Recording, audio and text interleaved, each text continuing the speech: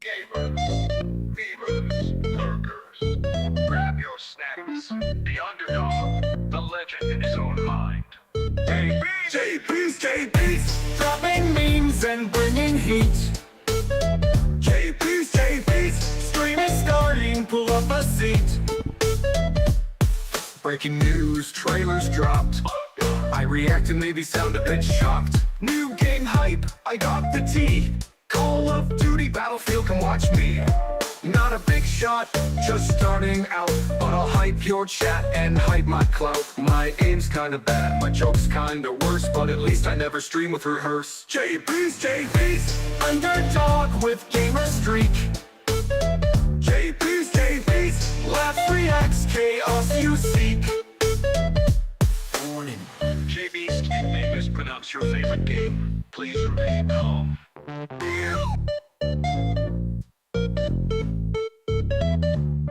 Chat's alive, memes flying fast. I may fail, but it's always a blast. Subscriber hype, not just some friends, but the fun and chaos never ends.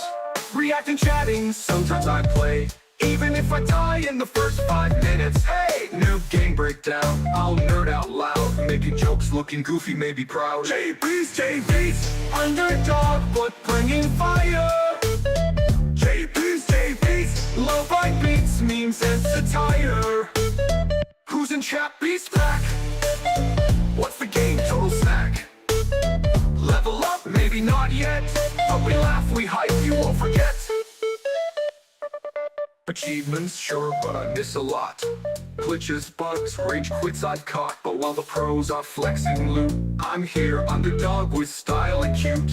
Streaming news, trailers, reactions too. Sometimes I even know what I'm doing, kinda true. Chat laughs, memes fly, and everyone's hyped. Welcome to Jaybeazt, the underdog is live tonight. Jaybeazt, underdog, chaotic streak. Jaybeazt, gaming news, laughs, you seek. Not a pro but never weak. Caution, Jaybeazt may mispronounce your famous pronounce-it game or make you laugh uncontrollably.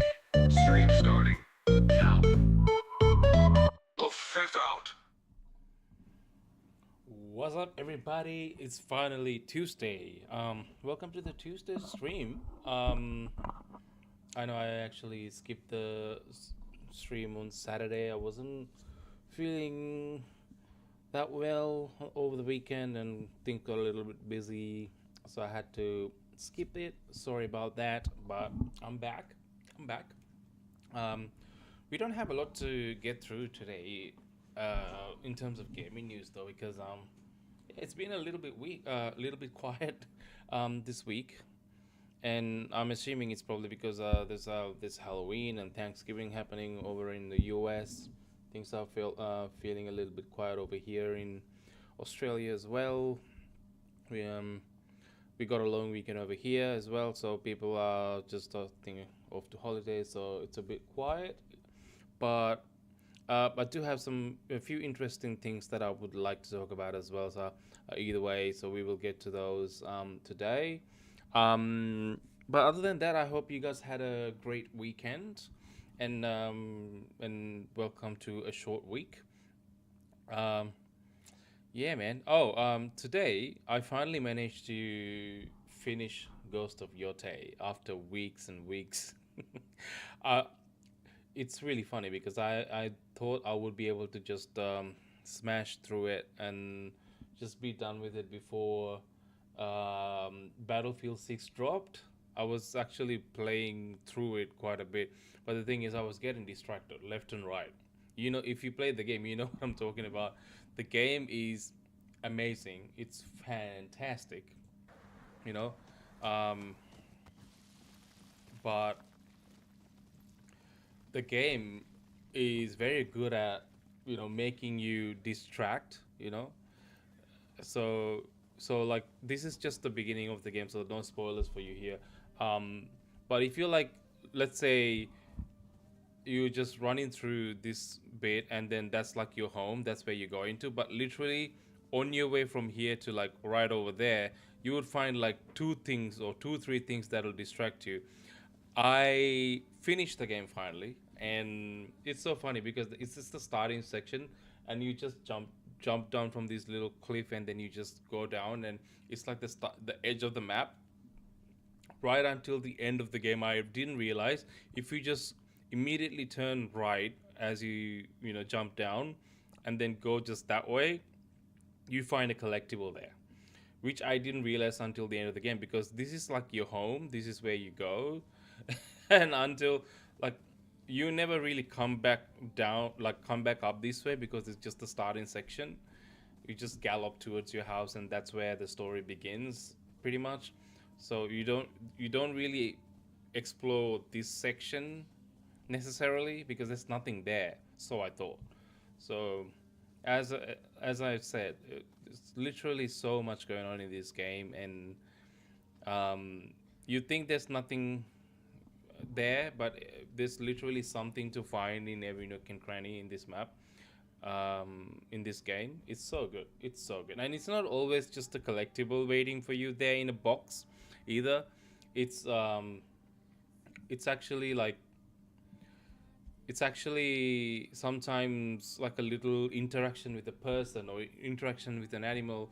I'm not talking about just like foxes and golden birds or whatever, but like sometimes um it's not just like straight up like open a box and you find a collectible. That sometimes like mix it up a little bit with like some sort of interactions, or some platforming or stuff like that. So it's not straight up like, oh, go to this location and find a box and open it up, and then you get your mask or your hat or your weapon kit or whatever. It's not always like that. So it's nice that they mix it up a bit. I haven't platinum the game. There are like 4 trophies that I haven't done. I stopped playing because like I've been playing it a lot. I might actually go back and try to platinum it, because those are like pretty easy trophies. I'm pretty much like almost done with all of them. I just have to like do like 1 or 2 things to like complete that progress of those trophies. So yeah. Anyway, game is pretty long. I think I sunk in at this point about close to 80 hours into the game. All 99% complete 99% completion of the game, including like finding all the collectibles and doing all the side quests and everything. So pretty much done everything at this point. So um, yeah, I can safely say takes you about 80 hours if you're a completionist like myself, and if you do like to take your time with it, to like not rush through everything. So yeah, that was pretty fun. It was a pretty fun game. Definitely had a lot of fun with it. um Again, like I said before, the story is actually quite amazing. It's actually pretty good. Once you finish the story, you realize how good the story actually was. However, it wasn't as impactful as Ghost of Tsushima was just another level. But that's not to say this was a bad story. It was actually really, really good, and it has some hard hitting moments. It had moments where you felt emotional, and all the characters did a pretty fantastic job making you feel connected to them, and like you really do grow to care about the main cast of this game in this story, like main characters in this story, not the cast. um, and yeah, like it was a pretty fun time, pretty fun time, and yeah, had a lot of fun with it. I'm glad that I took my time with it. To be honest, yeah, I'm glad I took my time with it, because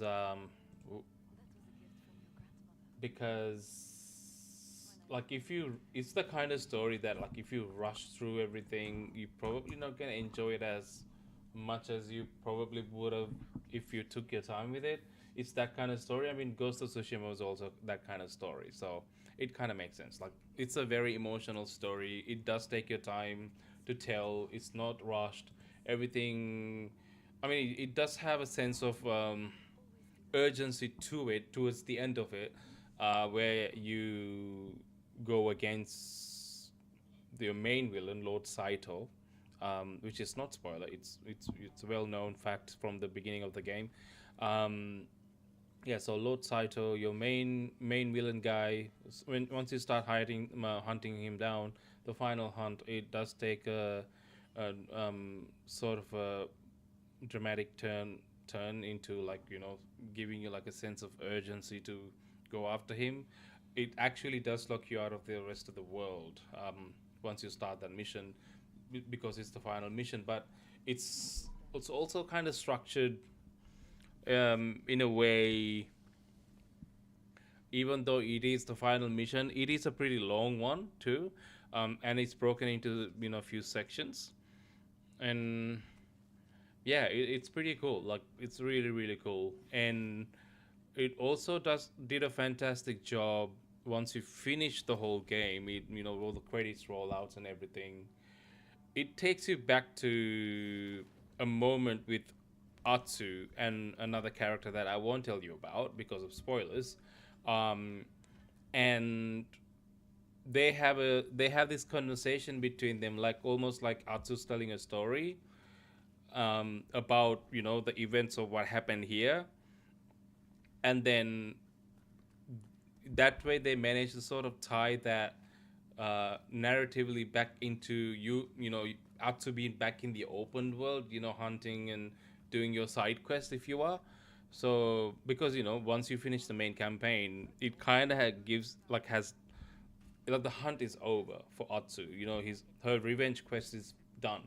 So narratively, there's no reason for her to come back to Eso and do the other things that you do in the side quest if you haven't finished them already by the time the main campaign ends. So they did a fantastic job, like, connecting that properly at after the main quest ends, before they put you back into the world as Atsu, um, before the main, like, the last mission takes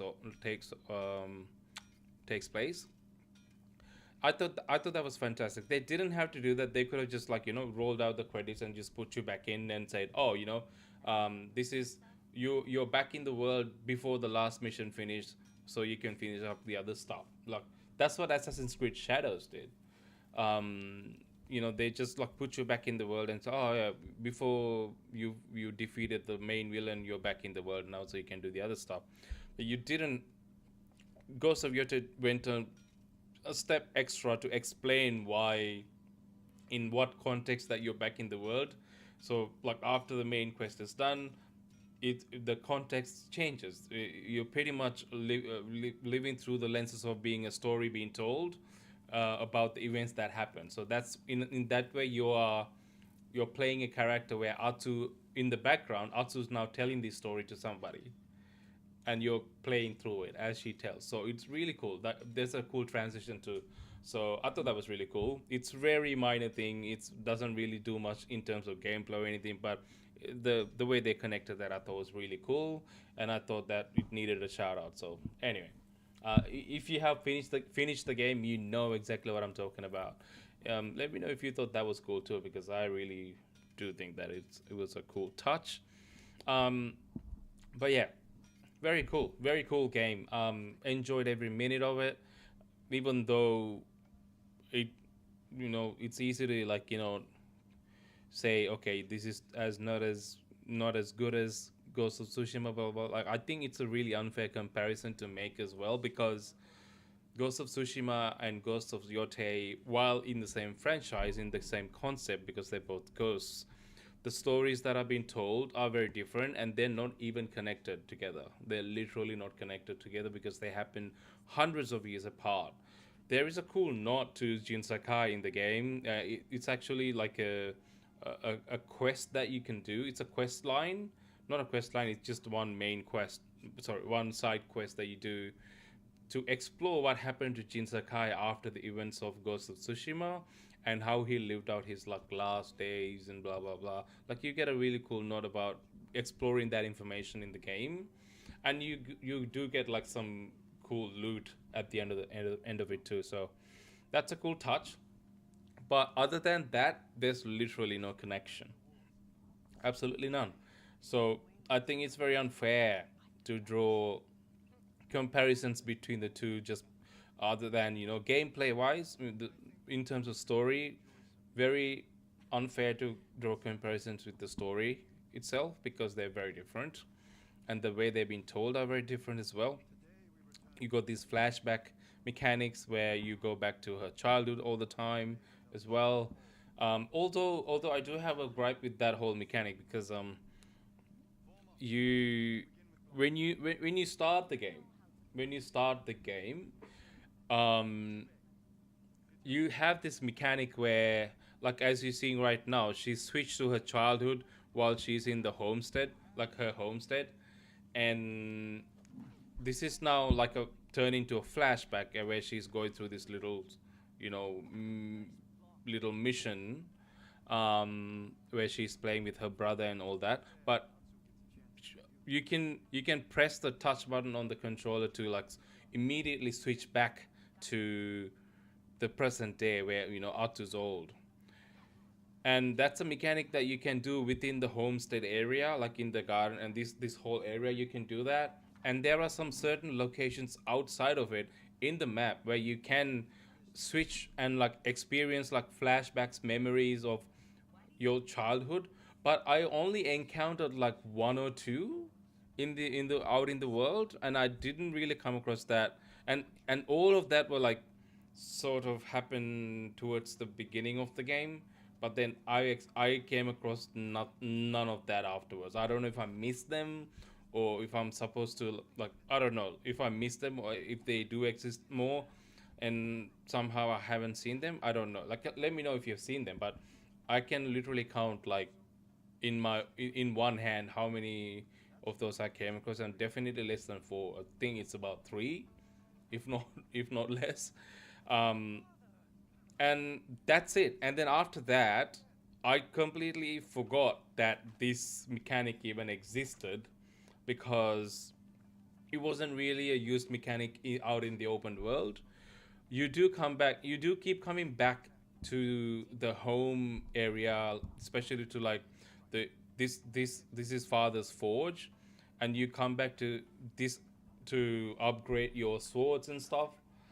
And each time you come, there are like things around, the home that you can go up to, and then experience like a small little snippet of a memory by switching back to the childhood Atsu. um and that only happens to like the first half of the game, and then there's nothing more. Like, there's no more stuff to do in the homestead after that. There's no memories to discover. I thought there would be like they would keep them coming, but there was nothing like that. So I feel like that whole switch mechanics between like past and present was really cool, but it was heavily underutilized. They could have done some more cool stuff with it, but they just haven't done a lot of it. I would have liked to see more of that happen and use more frequently. But yeah, it's not a complaint or like a deal break or anything. It's just something in the game that was like really cool, just hasn't been used enough. So I thought I'll just point that out. Yeah, other than that, game was amazing. I had a lot of fun with it. I finished the whole game.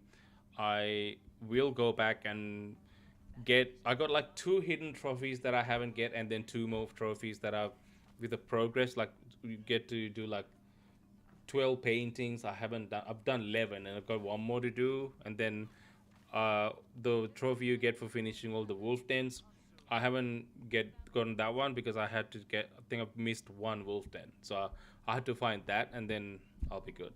So it's very easy trophy. So if you do all those four, you get your platinum. Pretty easy platinum. So I might go and do that.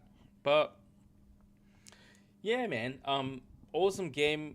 I could play more. This is the exact same feeling I had when I finished Ghost of Tsushima. When I finished that, I wanted to play more of it. I wish there was more story that I could play through because it was so good. This game, even though different from the first game, still very enjoyable. Still a hard-hitting emotional story. Once I finished the story, I still wanted to play more, which is a good sign that I enjoyed the game. So, yeah. Um, people like to make fun of it because with certain casting choices and how the character model looks and all that, ghost of you know Woke or whatever you want to call it. But the thing is, at the end of the day, it was a fun story. I did really like Atsu. Atsu is way more animated than Jin Sakai was. Jin Sakai, I grew to love him. I did grow to love him because he was kind of a character, cold, little bit reserved, not little bit, like a lot reserved, quiet person. He's got a lot of walls up. So does Atsu at the beginning, but then you can see her character evolves and like be more open as the game progresses and become more open towards the concept of having a family and all that, even though she's a lone wolf. So it's all there's definitely character development in here too, in a way that's different to Ghost of Tsushima. So yeah, man, it's great. It's great. I really did like Atsu. I thought she was way more um like more open and more humorous than Jin Sakai as well. Jin Sakai wasn't a funny guy. He was a serious dude. Whereas Atsu, she's a little bit more funny and she can be lighthearted. But sometimes she can be a little bit of an ass too. But look, it's just a balance. So yeah, that's my impressions. Not well, final impressions on the game after having finished it. This is not like a review or anything, but I just thought it was fun. If you haven't played this just because you think the character model doesn't look attractive or whatever, I think you're missing out on a good story and a good game and a pretty good time. 80 hours of good time if you're a completionist. If you're just playing through the main campaign, that's still probably about 25 something hours, I would say. I don't really know because I played it all together, so not sure. But yeah, I think 100% give it a shot if you haven't played it. If you've got a PS5, play the damn thing because um, it's a good game. It's a good game. Put aside your, uh, I don't know, political stuff and try to enjoy the game for what it is. It is a work of art. It is a good story, and I think you'll have a good time. But yeah, or not, like I say all the time. I'm not your dad, so I can't tell you what to do. But yeah, if you did like Ghost of Tsushima, I think you're gonna 100% like this game. So go and play, go and play. All right. Anyway, that's my take on Ghost of Yotei. So yeah, let me know what you guys think in the comments below because yeah, I would like to know your thoughts. I did have a lot of people comment on my previous Ghost of Yotei videos. I did some first impressions, and people were some of the people were like not happy with how the game representation has, you know, especially Atsu's character model. People have issues with and stuff like that. Um, yeah, I don't know. I'm not against any of those opinions. Of course not. I'm a gamer. I love playing games, and there are games that I don't play as well, and there are games that I do play. Ghost of Tsushima is something that I thoroughly enjoyed. So Ghost of Yotei naturally was something that I ended up enjoying just the same. Um, gameplay wise, if not more, like I played a whole lot. So yeah, I think if this is not the type of game that you play, don't play it. It's fine. Like I said, no one's forcing you to do anything.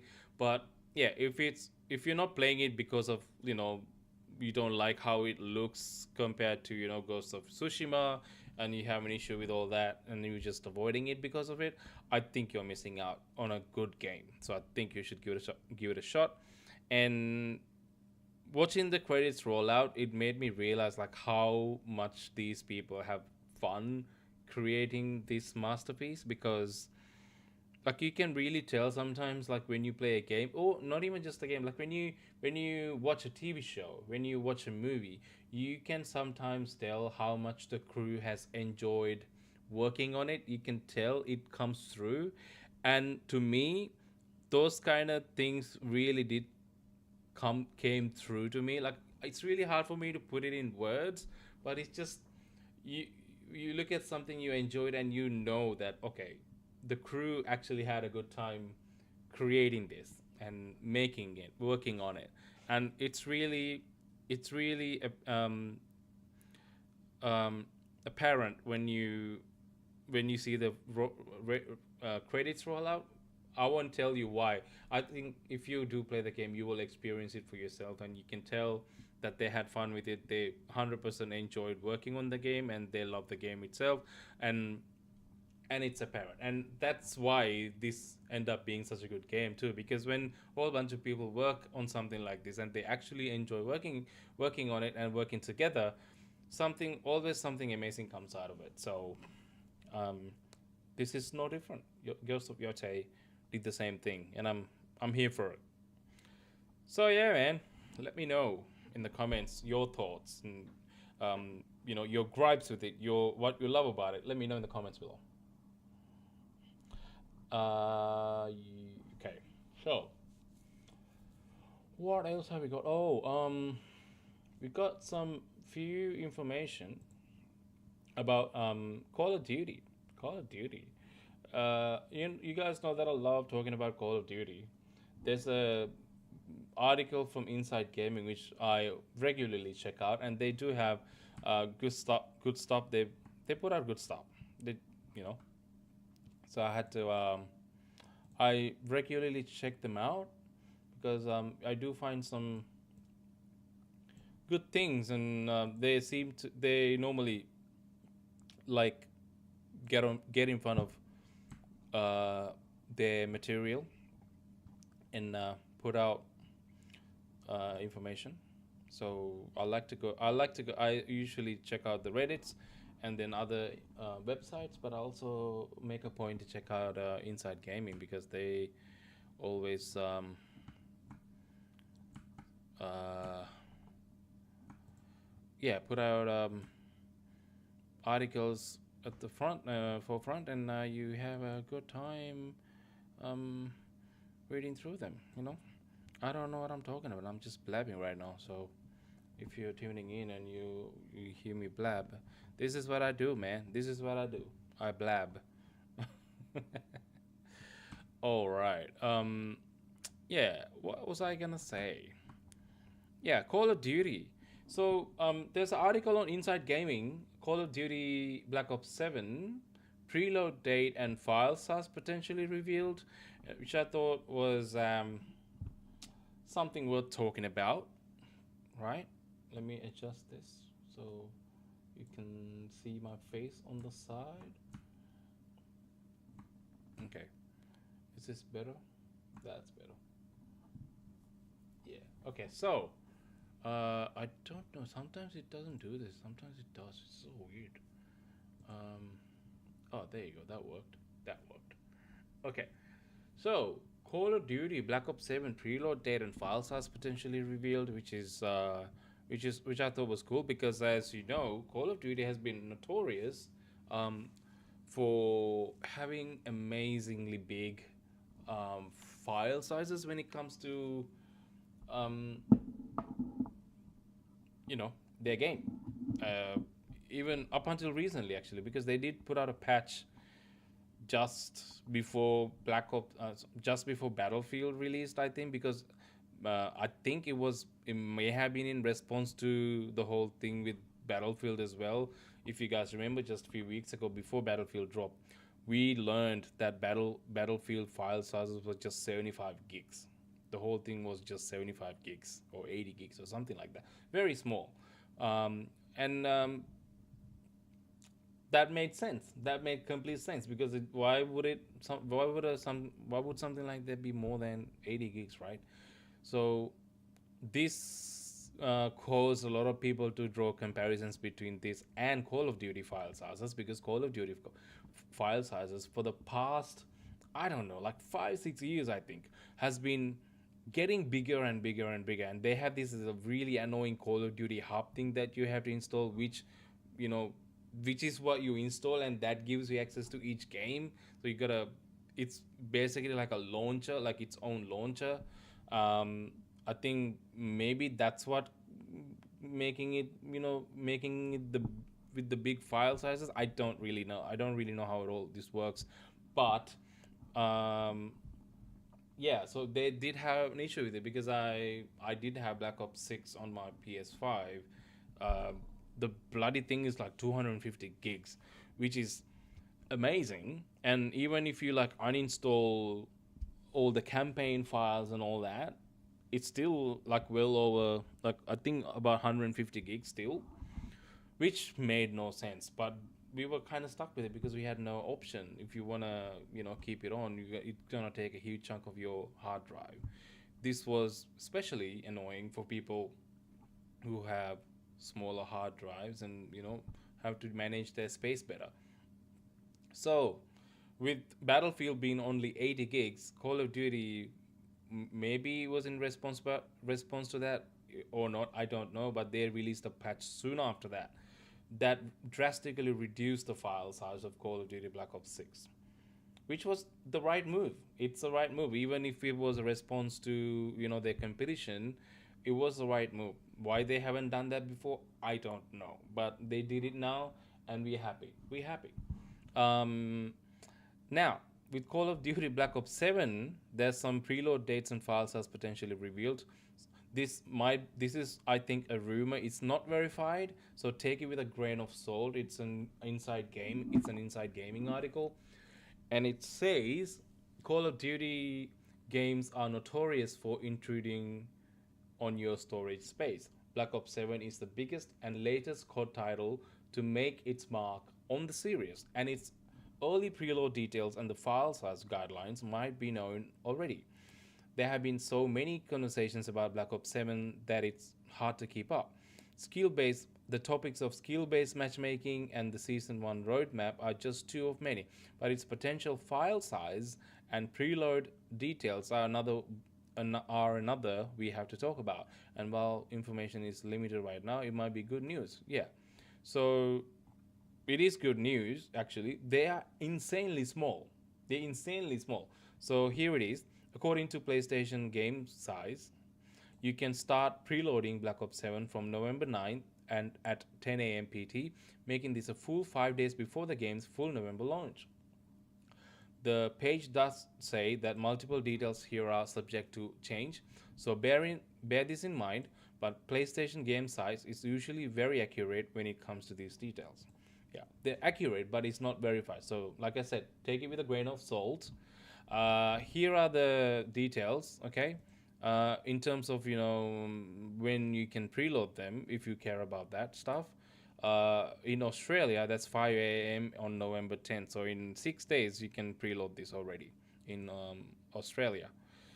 Everywhere else, it's November 9th, because of the time zones, obviously. So these are the times. Also, while it's only the PlayStation 4 file size that's been noted for now, there's every chance this could translate to the PS5 and Xbox Series XS. So yeah, these are apparently the file sizes. The campaign is just 12 gigs, and multiplayer is another 12 gigs, and zombies is 320 megabytes. So the whole game is just like 23 gigs. This would be very generous and useful, especially if you have Warzone installed as well. We'll keep you updated on changes. I mean, this is the PS4 file sizes, and it's according to PlayStation Game Size. That's from X. So they put up this post. It says Call of Duty Black Ops 7 multiplayer pack, 11.6 gigabytes, Zombies 320 co-op campaign pack, 11.9 gigabytes. I think the reason why the campaign actually takes up so much less space now is because it's been designed as a co-op campaign, which means they have to sort of design in the same way as a multiplayer game would, because it has co-op elements to it. The whole game has it, which means you do have lower textures. You do have that, different, ways of loading the game and stuff like that. Whereas like when you play campaign, it has more details, uh, different types of lighting, ray tracing, and all that stuff. I think this is missing that. I think that's probably why it's so much less.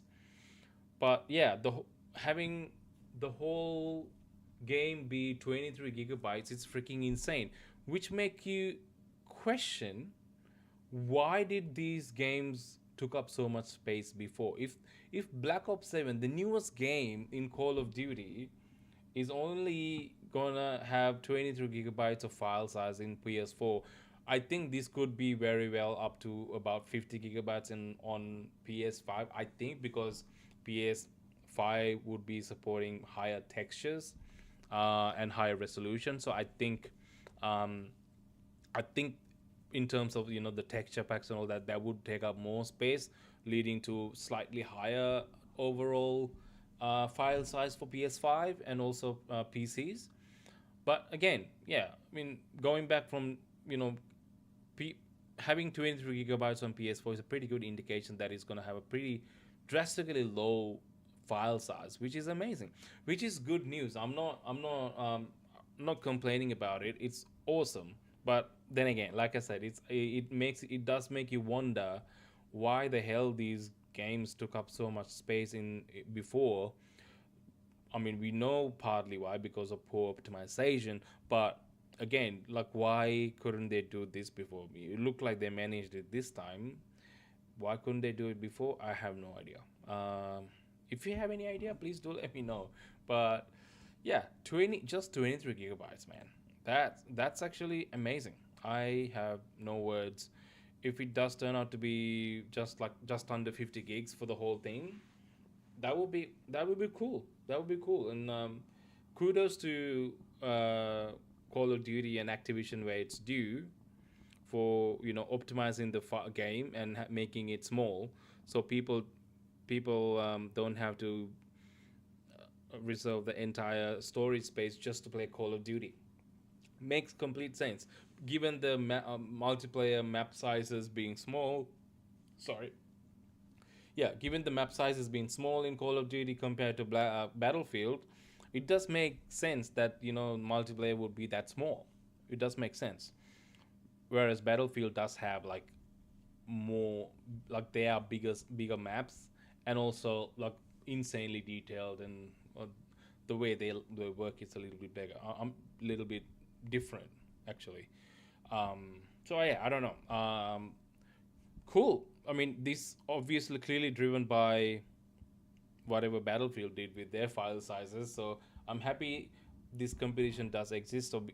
And it's leading for both of them to do better on each game.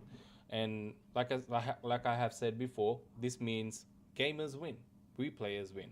So yeah, man, cool stuff. Cool stuff. Kudos to Call of Duty. Having said that, Battlefield also did something in the past few days as well, which I think was very cool. This might be a hot take for some of you because people play these games are very competitive, and people a lot of the people, I think especially the kids that haven't grown up, have this get good mentality, and that seems to be their default response for pretty much everything. And I know that some of you watching this would get triggered and leave comments. That's okay. I welcome you all, like I said. But I think it's important to also recognize that Battlefield and Call of Duty, all of these games, do have a certain player base that are more casual than hardcore. And I think they have been sort of they haven't been recognized officially a lot because, like I said, everybody has this get good mentality, which sort of leaves out the casual players. So to combat that, Battlefield did something. It is very small. It's not going to affect the get good people. It's not going to affect the hardcore players. But I think it's nonetheless a welcome addition to Battlefield 6. They have added casual mode to Battlefield 6 with 32 bots in each match, which is cool. Hear me out. This is what it says. EA Dice has added new casual breakthrough mode to Battlefield 6 with a new update, accessible via the core multiplayer menu. This new mode is designed to be a more comfortable entry point for new players, allowing them to rank up while fighting mostly bot enemies. It was stated by EA that teams will consist of 8 real players apiece and 16 bot characters per team. Die-hard Battlefield fans have argued that this kind of mode shouldn't exist outside of Portal, but here it is. Electronic Arts has added casual breakthrough to Battlefield 6, introducing a bot field mode that allows users to earn career weapon and battle pass XP, all while completing challenges and grinding unlocks. The key thing to note is that any actions against bot characters will reward reduced XP, while taking on human enemies yield the full rewards. Initially, the only Siege of Cairo and Empire State have been added to the map rotation, but it was stressed that EA Dice will be monitoring feedback to determine if further adjustments are needed in the future. Yeah, so this is the official tweet from them. It says, introducing casual breakthrough. We understand that sometimes you want to jump into Battlefield, but without the intensity of a full PvP lobby. To create a more relaxed way to play while still earning progression and completing challenges, we're introducing Casual Breakthrough, and this new mode is now live in the main menu under the Multiplayer tab. Here's what you can expect from Casual Breakthrough. So just so you know, this is just casual version of a breakthrough mode. It doesn't include all the other modes like Domination, Conquest, everything else that you play. Okay, just breakthrough. Smaller player teams, 16 real players, 8 per team, with 32 bot teammates and enemies. So 16 per team. So you got 8 real players in a team and 16 bots filling the rest of the team. Progression, earn career XP, weapon XP, battle pass XP, and complete challenges. Balance XP, full XP for real players, reduce XP from bot actions. Maps. The initial maps available in this mode are Siege of Cairo and Empire States. Okay, this won't offer dog tags and accolades and career stat updates. Okay, alright. So I think this is actually a great addition to Battlefields. Like I said, hardcore players are not gonna like it, but again, that's the whole point. This is not for the hardcore players. This is not for the get good people. This is for people who want to play casually and still want to have some fun and don't really care so much about grinding and unlocking everything first before everybody else. Okay, that's who this is for. Um, and yeah, people were quick to categorize those people as battle dads, as you do in on the internet. I have seen many posts about it, but it's not just the battle dads. It could be just casual players, man. Like not everybody plays every game hardcore. People just wanna just have fun. People have different levels of skills, right? Not everybody are equally good at everything. This is why tournaments exist, and this is why there are professional players who are like really good at these. Like I don't consider myself to be a pro player. Definitely not. Am I good at Battlefield? Yeah, decent. I'm pretty good. I'm decent enough to not have to play through casual breakthrough and actually, you know, play the game and on a good day consistently end up on at least top 10 of in the scoreboard if I'm lucky. But and definitely not at the bottom. If like I say, not a pro player, but I'm decent. But I do realize that there are people who are better than me, but also kind of not as good as me, and that's totally fine. It's not a thing like to be offended about. It's just it's okay. Like you play to your strengths and you play to your skill level, and that's why we do have skill based matchmaking, which I know a lot of people don't like. Which is I agree. It's skill based matchmaking. The whole thing did mess up the lobbies. I'm glad that it doesn't exist, but this is for players who don't really have a lot of fun because they keep getting annihilated playing these games, and just want to have fun and kill some bots and have a get some real kills, and then you know get out. and I think that's totally fine. And it's like I said, it's just for breakthrough mode. It's not for every mode, and they're just testing it out. And I think it's a good addition to test out. And if it takes off, um, I think that's cool. That's really cool. And as I was saying, this is the hang on. This is the casual breakthrough mode I was talking about. Let me turn this down a little bit. There you go. Now you can hear me. Can you see? Okay. Yeah, so this is the casual breakthrough that I was talking about. And let's just try it out and see what it's like, because why the hell not? Why the hell? I'm level 86. I've been playing a lot of Battlefield, dude. A lot of Battlefield. I'm not even sorry. And like I said, it's just got Siege of Cairo and Empire State, and only one game mode, which is Breakthrough. I don't know if you realize, but if you play the game at night, uh, like late night when everyone's sleeping, you are also playing with bots most of the time, because there's not enough players to fuel the server some of the time. So yeah, yeah. So I'm just checking to see if anyone's playing this mode. Mind you, it is a Tuesday night, so there might not be a lot of people playing, especially if you're playing casual. Most of the casual players will just be online during the weekend, because if you're playing every day, you're not casual, bro. You're not casual. So I'm just gonna see if it actually has any casual players. It doesn't look like it's got any. It's still it's got 16 players, which is enough to actually start a match, and everything else will be, yeah. Okay, so it just started a match, and if you go to the scoreboard, let me. This is me. If you go to this, if you go to the scoreboard, oh my God, what am I doing? Yeah, there you go. It's got all the bots, man. All the bots, lots of bots. So it will be easier to get kills. It will definitely be easier to get kills and earn XP.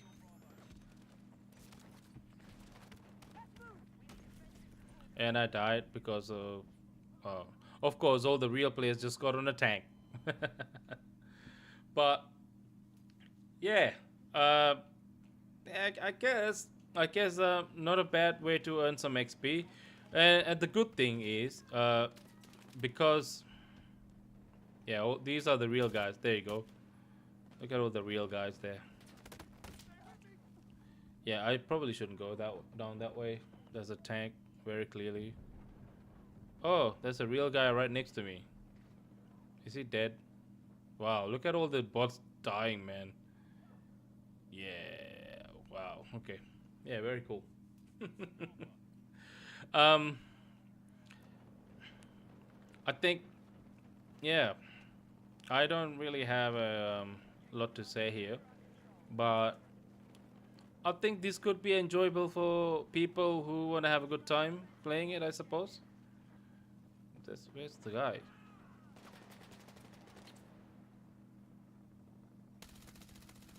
This is a bot. Yeah, that's why it takes so long to aim. Yeah, I mean, bots are easier to kill, so obviously you're gonna get reduced XP. Um, Jeez. Okay. Yeah, and I think that's totally fine, because killing real players are harder. So getting reduced XP for bot kills, I think that's totally fair. So I think that makes sense. That makes complete sense. Yeah. Well, yeah. So yeah, I think, but that also means that you're gonna get less XP. Oh, there you go. It's here. Yeah, no. Oop. Dude, like if you play as a medic, you're gonna get a lot of points here though. Like honestly, so many points here. Look at all the bots dying, dude. Like so many bots dying. Like you can earn so much XP just like reviving people because all these bots are just dead half the time. Ah, yeah. I mean, yeah.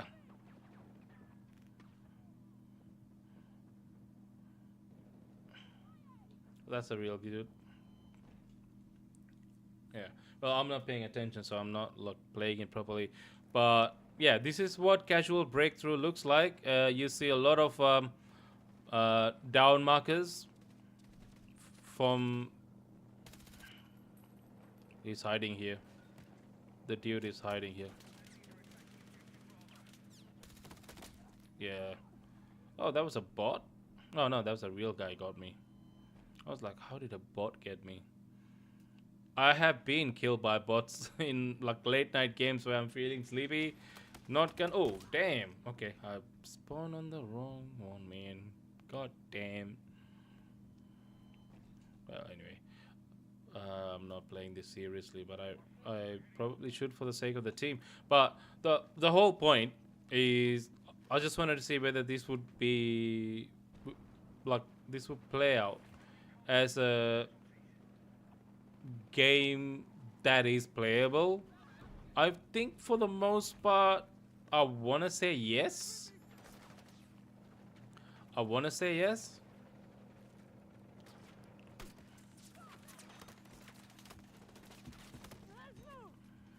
Yeah.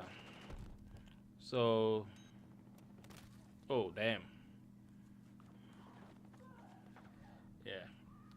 Anyway, yeah, I can't keep talking and like playing the game because it really takes me out. um, yeah, I think for casual players, I think this is this is good enough. Oh, there's a tank here, literally like annihilating everything in the path, and nobody's doing. So this is the thing about like playing with bots. Like bots will do absolutely nothing to take out that tank. I'm not doing anything to take out that tank either. But because you don't have like bots actively doing anything, the bots are like easy kills. That's all they are. Like they're literally not going to do anything. At so that is the issue with playing with a lot of bots. As you can see here, like all the bots are like dying all around me, which is which is very stupid. So there's gonna be a question of like balance, you know, like how balanced is this game? Like that's gonna be an issue. Like it's not oh shit. Yeah. It's not gonna be well balanced because of all the bots. But the good question is like the good problem to have is that's going to be a mutual issue for both sides of the team. But it's going to matter a lot more for the defense side because look at this bot. That's not a yeah. Like these freaking bots are like in the middle of like yeah. It's very stupid. It's very stupid.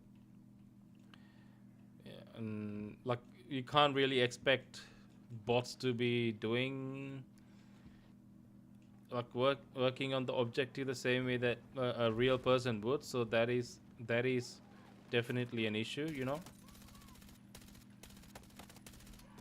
Oh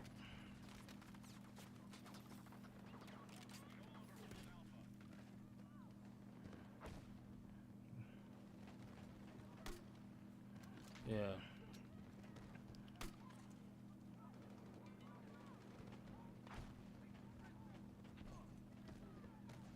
yeah. This is gonna be an issue.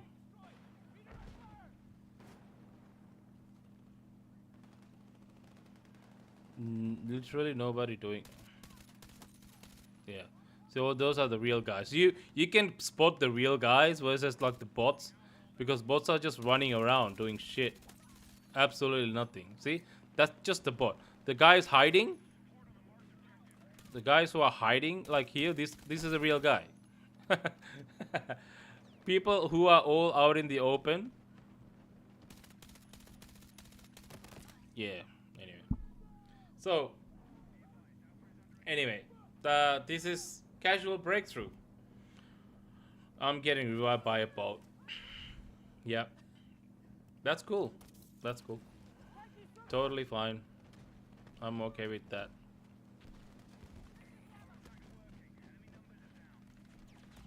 I think it's important to blind them.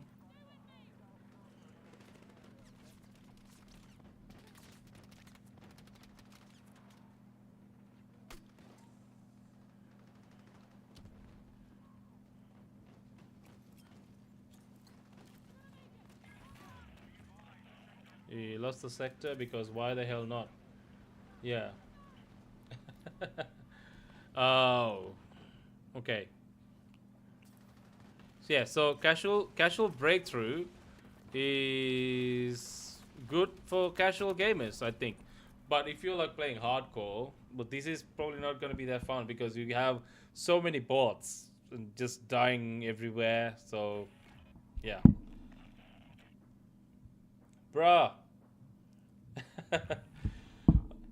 Welcome, Ali. Welcome to the stream. I was just checking out the casual breakthrough mode because I was just talking about it. Anyway, I'm gonna get off this game because, yeah, I mean, yeah, we are pretty hardcore, I guess. But yeah, but if you're playing casual breakthrough, if you're one of those players who like to just have fun playing through it, and you don't mind the bots, you don't mind the reduced XP, I think I think that's okay.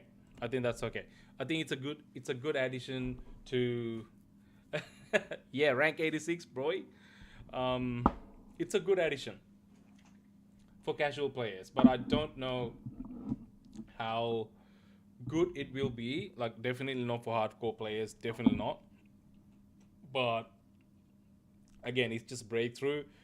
um, no conquest or any other mode, and there's only two maps available on it. So if you're just one of those people, just want to like jump in, shoot some bots and get some XP, reduce XP. You're not gonna get a lot of XP for bot kills, only for real kills, real people kills. So someone who doesn't worry about grinding out XP and leveling up so much, just wanna play like half an hour, just couple of games a day or something.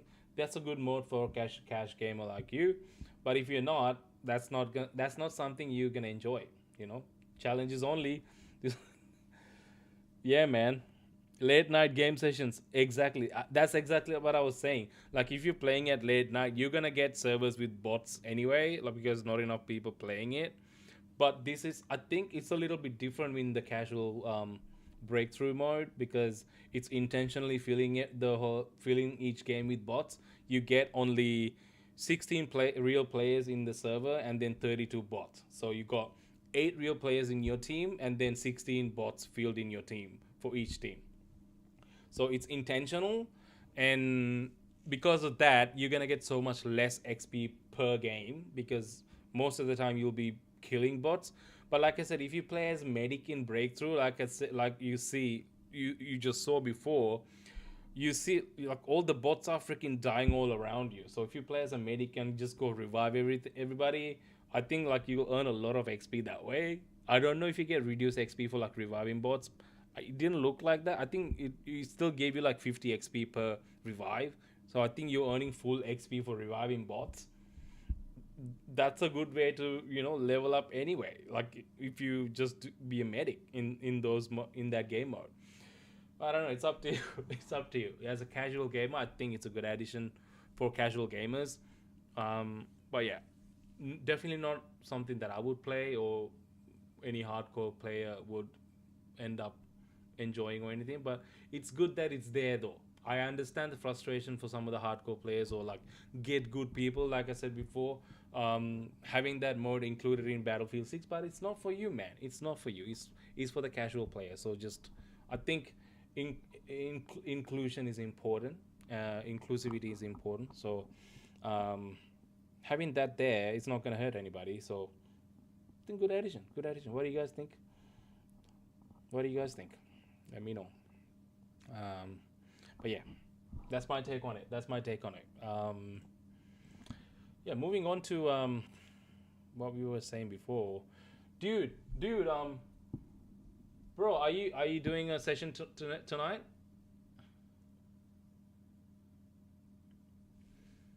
It's gonna be a short stream, man, because there's not much to cover today. So I'll be just talking about this stuff and jumping in.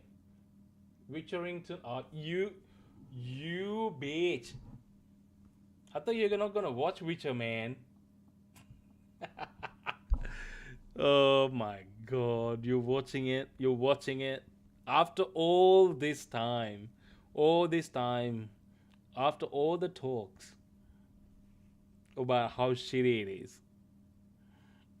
God damn, this guy. Don't like Liam Hemsworth as Witcher, but still would watch it. God damn it, bro. God damn it. All right, go ahead, Kent. It's actually no, dude. You know, there was a scene that's going viral, like where Liam Hemsworth is like, "Let's fucking move," and I'm like, dude, dude, no, nah, bro. I mean, come on, Geralt wouldn't. I feel like Geralt would not deliver that line the way Liam did. Like, let's fucking move. Like, you don't say it like that, bro. Like, what the heck? Do you know what I'm talking about? Dude, it's been going viral everywhere. Let's see if I can find it. Liam Hemsworth, let's fucking move, Witcher. Yeah, his voice is just like, yeah, it's not the right one, man. Like Geralt would never say it. Yeah, there you go. I found it. Here it is, dude. Here it is. Okay, watch this and tell me that's like, come on. Geralt would never say this. Okay, this clip. Let's fucking move, bruh. Who says that? Geralt would never be like, let's fucking move, bro. Like, nah, man. Yeah, exactly. That's a freaking Aussie sentence. It's so weird. I don't know why they kept that in. I understand, like, you know, Liam being Aussie, like his Aussiness would slip through, but why did they keep that in? Like, they should have taken that out. That's not a very Geralt line. Ah, man. You have to see the comments on this Reddit thread. It is hilarious, okay? Like, he's like, wind's fucking howling. Place of power, gotta fucking be. Let's go. Dude, it is hilarious. Fucking medallions humming. Shame, that was a good fucking bed. Looks like fucking rain. I fucking hate portals. Fuck you, Lorette. They call me the butcher of fucking Blaviken.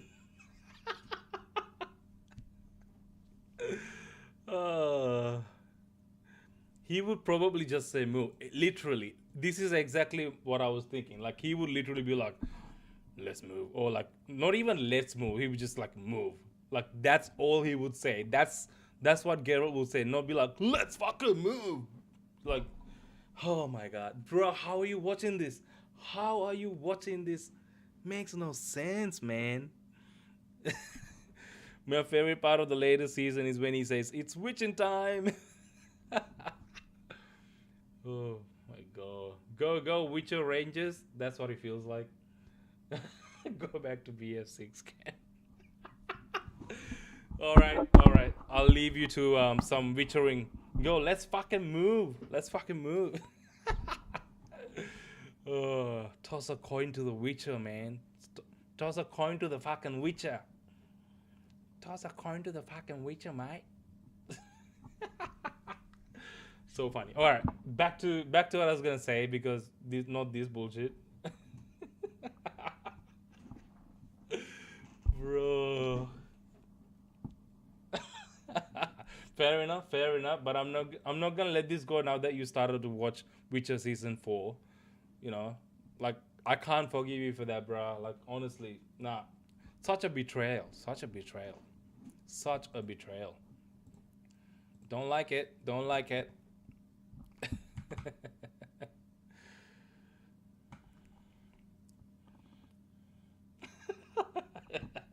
Yeah, you should have. Yes, you should have. It's okay. It's okay. I forgive you. You go back to your fucking Witcher, mate. Go back to your fucking Witcher.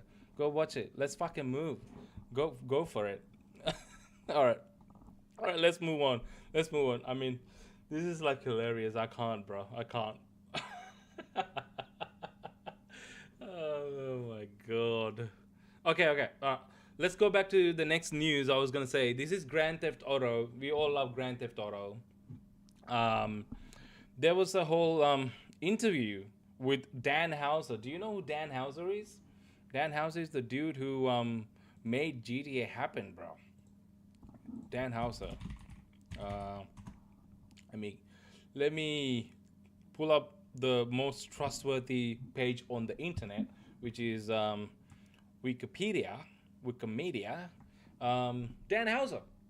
He's an English video game writer and producer.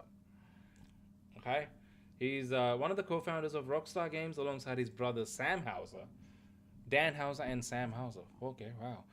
He served as the head writer and vice president of creativity until his resignation in 2020. Yeah, so he's no longer with Rockstar Games, but he literally co-founded the company and made so many iconic games. And if you look at his portfolio here, you'll see that he worked on something called I didn't know this existed, but that's something they tried apparently. Grand Theft Auto London, 1969. In 1999, but we got GTA 2, GTA 3. He was the producer, voice actor, and writer, and he was a writer in GTA 2. GTA 3 we all love.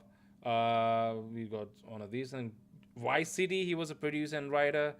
San Andreas he was a producer and writer, also voice actor. Okay, Liberty City. And Grand Theft Auto 4. He was a writer only, not a producer, but he was just in writing. Yeah, all these like cool. Oh, Midnight Club, he was a writer. Do you guys remember Midnight Club? That was a cool ass game, dude. I loved Midnight Club as a kid. I thought it was a pretty cool game, but it just never really went anywhere. Do you know what I'm talking about? Do you know Midnight Club? Midnight Club was yeah. It was kind of like a racing game set in GTA universe. That's kind of what it felt like, you know. Los Angeles Midnight Club. Can we see some gameplay? Can we see some gameplay? So you guys know what I'm talking about. Yeah. See, literally all these like videos coming up about Midnight Club LA was incredible. Why aren't we talking about it? Midnight Club LA is such a vibe and still better than more. Yeah, it was a cool game. Gameplay. All game though. All game, dude. It's got the whole game in here. So yeah. So just to give you like idea of like what it looks like, it's basically like Los Angeles open world that you got racing. It's mainly a racing game like that. And it was pretty cool. It looked good for the time as well. Like the damn thing still kind of holds up today, if you ask me. Look at it. Like it still looks like an early PS4 game, doesn't it? Looks pretty.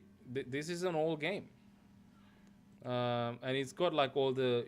You can tell it's got a lot of the GTA gene in here as well. But yeah, it's a racing game set in GTA universe is what I like to think of it as. And it was a cool game, and they only made like freaking one game, and that's it. I don't think they made any more. But yeah, I remember that game to be a very good game. Remember it fondly. And then yeah, he was an exec producer and a writer in both Red Dead Redemption games. And Grand Theft Auto. Pretty like dude has been involved in all the Grand Theft games up until Grand Theft Auto 5. Okay, so GTA 6, I don't think he's a part of it because he left the business. He resigned in 2020. So, It is on Just Chatting. What are you talking about, bruh? What? Why is? Where does it say Ghost of Yotei? Okay, let me. I started the whole thing as Just Chatting myself. It must have auto changed or something because I was talking about Ghost of Yotei before and showing some gameplay because I finished the game and I was talking about that before. So I don't know if it's like auto changes based on like content that's playing on it. I didn't realize that was something. I thought you had to manually change everything. Anyway, thanks for letting me know. I've changed it back to Just Chatting. Hopefully you can see that. Hopefully. Anyway, back to this. Continuing. As I was saying, Dan Houser is the dude. He's literally been like in since the conception of Rockstar Games and what? What happened to the stream? I don't know where it go. I mean, I'm still connected. It's still streaming. What? Oh, it's back. Okay, cool, cool. I think like when you change like the category, it resets or something. Because like when I see the words later, it shows up. Still says your fuck it, bro.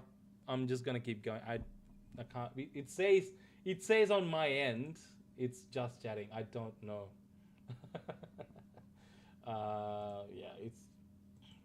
Yeah, it says Just Chatting on my end. I don't know what's going on. All right, I'll check it out later. But thank you. The kick has been kind of weird on me, bro. It's been giving me some headaches lately. I don't really know how to tackle it, but oh yeah, it does say Ghost of Yotei. Weird. Yeah, I don't know, dude. I'll check it out. I'll check it out. I have to see like what the hell it is about. But yeah, anyway. Coming back to this, Dan Houser, like I said, was the dude in GTA, and he had a recent interview with wait, where is it? Yeah, here. Yes, recent interview. One of the founders of Rockstar revealed that the United States has always been the setting for Grand Theft Auto, save for brief outing to London in 1999. That's what we saw in that Wikipedia page. They did something London in 1999, 1969. That game came out in 1999. I personally have never played or kind of even heard about this game. I don't think anyone has. Do you guys have any recollection of this? That pig looks like a bear. I don't know. That's the most appealing picture of Dan Houser. To be honest, I mean, if I just Dan Horse, well, Dan Horse, Dan the Horse, Dan Houser.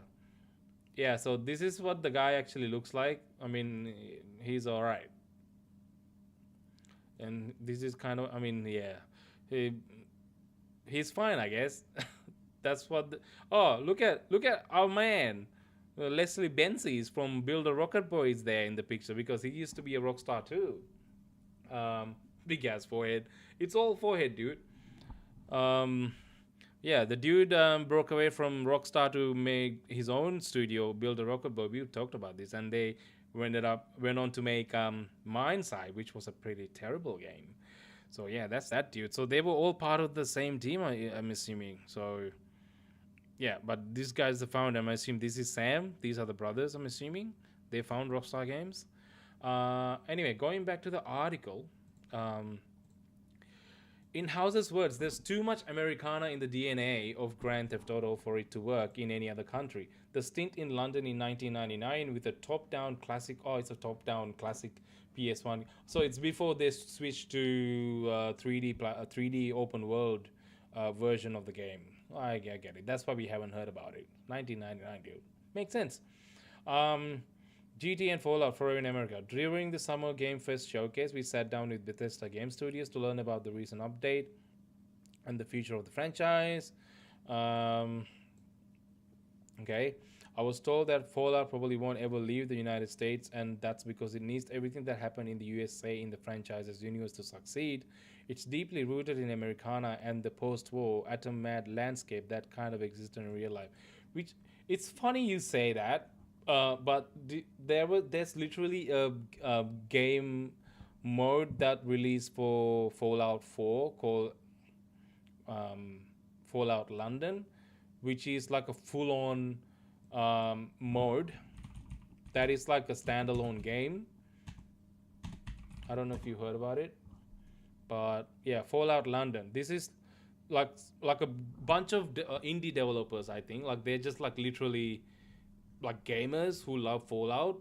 I think took them like freaking 10 years or something to make this, like a really long time. They took their time and actually made like a DLC for Fallout, which is based in London. It's a full, it's it's almost like its own thing with like a new map and everything. It's technically a mode, but it's like a full game that's an add-on for Fallout London. Even like Game Ranks did like a before you buy video for Fallout London. It's yeah, it's pretty crazy. These exist. Somehow they got around the law of having to have it set in Americana, and somehow made it work, and it got some good reviews as well. Are you saying we should try Fallout London? Is that what you mean? But yeah, so I think respectfully I need to disagree that everything has to be Americana. I think that these IP can exist outside of you know America. In Oh, sends links in kick chats or I'll Twitch. Yeah, those chat links that may appear to you, I can't really see it on my end. Weird. It doesn't appear, or maybe I didn't see it. Let me go back to kick because yeah, I didn't see anything. Yeah, it's not appearing on my end, bro. Like it's literally just have you, no links. Maybe they just only appear to you. Maybe. Ah, okay. Wait. You can't send links. Okay, you're trying to send links. Okay, makes sense. Yeah, I think I don't really know if I can change that. Text size, mature mode, uses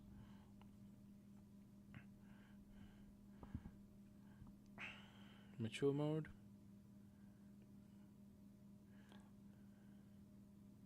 I don't. Yeah, I don't really know. You send via Twitch. Okay, cool. All right, thank you very much. Um, but yeah, yeah. So going back to this article, so similarly, Dan Houser recently explained on the Lex Friedman podcast, the Grand Theft Auto can't leave the United States. We made a little thing in London 26 years ago, GTA London for the top-down one. There was so much Americana inherent in the IP, it would be really hard to make it work in London or anywhere else. You needed guns, you needed these larger-than-life characters. The game was so much about America, possibly from an outsider's perspective. That was so much about what the series was that it wouldn't really have worked in the same way elsewhere. Yeah. Oh, something on BF6 Iberian. Okay, let's go. Let's go. We'll try it. 100%. Um, but yeah, um, I guess he kind of has a point. I mean, concerning the first few games that came out in the GTA series, and even the game that's coming out, GTA 6, those are very American rooted games. I get it because the whole story kind of revolves in around the American culture itself, and you like he said, they do have larger than life characters, very deep rooted in the American culture itself. So I totally get what he's trying to say here, but I don't know if I completely agree his with the fact that IPs like Grand Theft Auto and even Fallout can only exist within America. I just don't know if I agree with that sentiment because yeah, I get you know Grand Theft Auto is kind of whimsical at times and kind of hilarious and kind of serious. It's got that Americanness built into the game, and that's partly why it works. So I get what he's saying, but that's not to say that you can't translate an IP like Grand Theft Auto into a setting that's other than that's that's not America. It could probably work. Work in other settings like UK or something. I'm not really even Australia. I think it would. I think Australia would be a cool place for something like Grand Theft Auto to work. To be honest, now that like America, especially Melbourne, is becoming a little more like America. With every day we're hearing about someone getting shot or getting stabbed. So like I feel like we get in there. I think a couple more years. I think Melbourne would become a good playground for something like Grand Theft Auto. So not far fetched.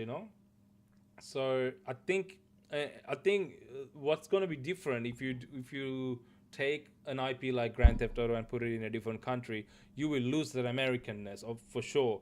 But that's not to say that can't be replaced by whatever cultural things that exist within that country, and that can translate well into gameplay, and it still can retain that GTA-ness of the game as well. I just don't think it necessarily has to be America. He's coming from that perspective because they've only done American GTAs really, apart from London one, which is what 1999, 26 years ago. So I think revisiting that would really, it could be something, there could be something with massive potential there. Watch Dogs Legion tried this. Watch Dogs Legion, if you remember, that it was a shitty game, but I think they did try to make something like Grand Theft Auto with hackers in UK.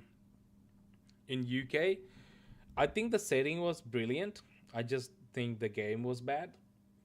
But that's proof that a game, open world game with like a sandbox elements like Grand Theft Auto can exist, in a country outside of America. You just have to do enough research and understand their cultures, and do it properly. And uh, if you just do that, I think it can transfer very well and it can work.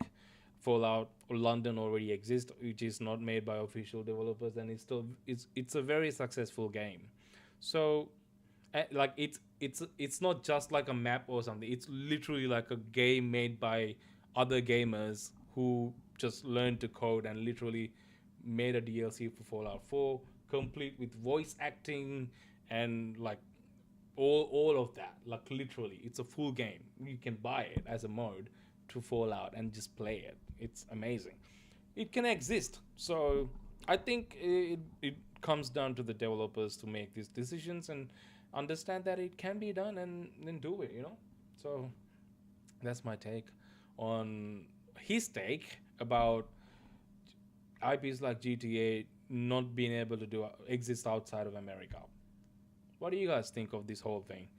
Um, I don't know. It's very I think it's a shit take. I think you can take it out of America. Oh, yeah. So it goes on, but yeah, I wouldn't get into it. But that's the pretty much the gist of it. Finally, I wanted to talk about the Golden Joystick Awards that's happening, and we've got some all award nominees available here, and I thought I want to talk about that a little bit because I thought that was a little interesting. Okay, here it is. The nominees for 2025 Golden Joystick Awards have been announced. It's held in London each year. The annual show highlights the best of the best in the world of video games. Okay, cool. On October 3rd, nominees for 21 categories were announced through October 31st. Fans were able to vote on the awards for their favorite games and performance. Following that, voting for Ultimate Game of the Year opened in early November.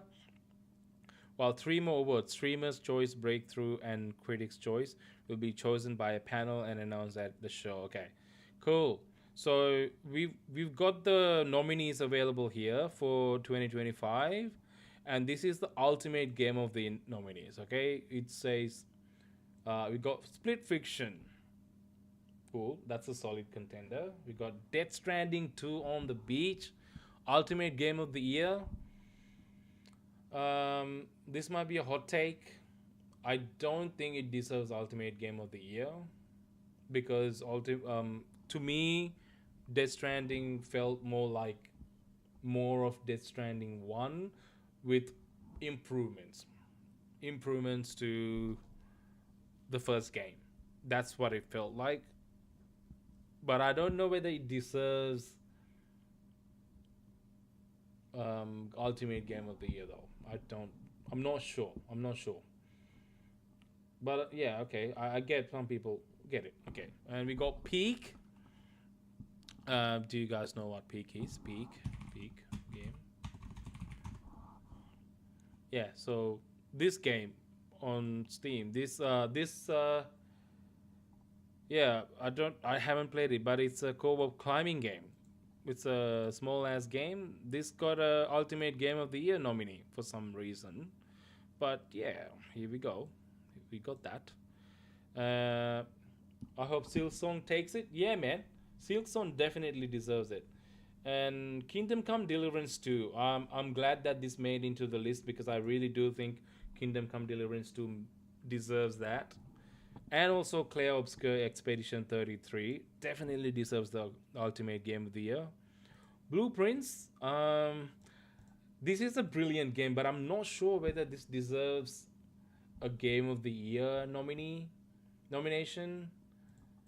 Like it's a pretty cool puzzle game. Like if you don't know what that is, Blueprints is essentially you got a blueprint of this massive manor. Okay, hence I think blueprints. So you each day you start with like one position like this, and then you go from room to room, and each room opens up to another room. And you gotta decide. Like there's a whole mechanic. I'm not gonna explain everything. I don't even know how, but like you can choose sometimes like which room will the next door will open. Sometimes you get a choice, and you get a draft and you open to the next room, and it's kind of like randomized each day as well. So the point of the game is there's treasure or something hidden in room 46, but you don't know where it is. So you just gotta keep opening all the rooms and to try to get to room 46. And yeah, this is oh, there you go. Like he was showing it before. He was showing it before here. Hey, Jackie Lings. Hey, thanks for joining. But yeah, Blueprints is essentially a really cool puzzle game, and you get like certain amount of steps that you have each day as well. And yeah, you get sometimes like keys to open the doors, so it doesn't cost you like whatever. Like it's got a few interesting mechanics. But the point is, find that unfindable room, and then that'll actually end the game. But it is really hard. Each day you start from the beginning, and then you keep going, and then you sort of get through something. You get the game a little bit, and then you go back, and then you start day two. It's like sort of a little bit of discovery as well and strategy. It's ultimately a puzzle game, but I don't know for how brilliant it is. It does um, deserve a lot of uh, praise to get as high praise as Ultimate Game of the Year. It definitely deserves some nomination, but Game of the Year, I'm not sure. Hey, my day has been pretty okay actually, pretty okay. How about you? How about you, Jackie? Um, yeah, and Silent Hill F. I haven't played this game, but I heard that it is actually pretty good. So maybe it does deserve it. Not sure. Ghost of Yotei. Like I said, I had just finished it today. I had a brilliant time with it. So yeah, I'm happy to see that up there as well. It does deserve a nomination up there. Indiana Jones and the Great Circle. I agree. A great game. Deserve that. Hades 2. Not a game that I normally play, but like to see that there. Are you going to give me um, tips and tricks as to to be a better streamer, Jackie? Is that what you're trying to get at? Because I've had a lot of people like you come in the stream and asking me, how long I've been streaming, if I'm affiliate. As you can see, I'm not affiliate. Yeah, I have just started. But yeah, we going, man. We going the way we going. But yeah, Donkey Kong Bonanza, dude. I have not played this game, but I've heard a lot of good things about it. I don't have a Switch too, so yeah, there's that. Hollow Knight Silk Song definitely deserves it up there. I have played the game when it came out just a few weeks ago. Amazing game. Definitely deserves the Game of the Year nomination. But which game do I think would take it? I think I think it would probably be Clay Obscure. I think it would probably be Expedition 33. Either that or it could be Donkey Kong. I'm not sure. It could be like completely something different, like Peak. I'm not sure. But I think, if anything, Expedition 33 deserves Game of the Year award because it comes from a very small indie team, uh, ex Ubisoft devs, but they formed like a indie studio because I guess they left Ubisoft and because they didn't like how things work there, and they put together this game which was so original in its themes and its storytelling, the graphics, the gameplay, everything was so original. Every damn thing about Clay Obscure Expedition 33 is new and original. So I think it deserves a Game of the Year award because it's very original in its thinking, in its storytelling, in its gameplay, in its visual representation. Everything is top notch. So I think, if anything, that deserves it the most. But you never know. You never know with these awards. Best storytelling: Clay Obscure Expedition 33, Silent Hill F, Blueprints, Mafia, The Old Country, Lost Records, Bloom and Rage. Lost Records, Bloom and Rage. You guys probably don't know this game. This came as a um, free game for PlayStation Plus subscribers, and I played the game. I actually played the damn game. Okay, don't judge me. I It's from Don't Nods publishers, which are known for games like this. So this is not like the first time they made a game like this. I think the gameplay was kind of very mid, but in terms of storytelling, I think it had a pretty good story. Pretty good story. If you're a teenager, you might enjoy it. I'm not sure about like the new kids, and how they might like this type of thing. But if you grew up in the 90s, like me, like late 90s, even doesn't matter. Um, like if you're into like retro shit, you would really enjoy this game. I think you'll have fun with it. It's not a lot of gameplay there, but the storytelling will be pretty fun. It's cool. I haven't actually heard or played this game. I don't know what this is. The 100 line Last Defense Academy. Not sure what that is. uh okay, looks like it's just like a story game. Oh, okay. Okay. It's a pretty, yeah, okay, it's just a storytelling game. Ultimate adventure game. Cool. It's got very positive. It's a Asian developed game. Cool. Yeah. I don't know which one would win, but in terms of storytelling, I think these could be all like very solid entries. Mafia: The Old Country has a great story. Awesome story. So I think that's a deserve a nomination. I'm kind of sad to see that Ghost of Yotei is not in this because I think Ghost of Yotei also deserve a nomination for the storytelling as well because it did a pretty good job at telling that story and mix it well with the gameplay. So I think it deserves a nomination as well. Kind of sad to see that it didn't make it. Best multiplayer game, of course, Battlefield 6 is up there. Peak, is right below it. Night Train. Okay, Night Train. I haven't heard a lot of chatter with Night Train being the best multiplayer game. Okay, interesting. Okay, Split Fiction. I totally get it. Split Fiction should be up there. Mario Kart World. Mm, I mean, I don't know. I don't know if it deserves that award. Nomination, 100%. I get it, but I don't know if it deserves it. In Mario Kart World, I don't know. Let me know what you guys think. I've heard a lot of good things about it, but I also heard a lot of nuances about it that really made people go cash grab, that kind of thinking about Mario Kart. It's a launch title for Switch 2 as well, but it did have a lot of things that kind of you know borderline annoying about the game. I don't know if they fix it now, but I don't know whether that deserves a best multiplayer game award. Battlefield 6 definitely up there. I'm glad to see that. But even if Battlefield 6 doesn't win it, I think Split Fiction would deserve that. 100%.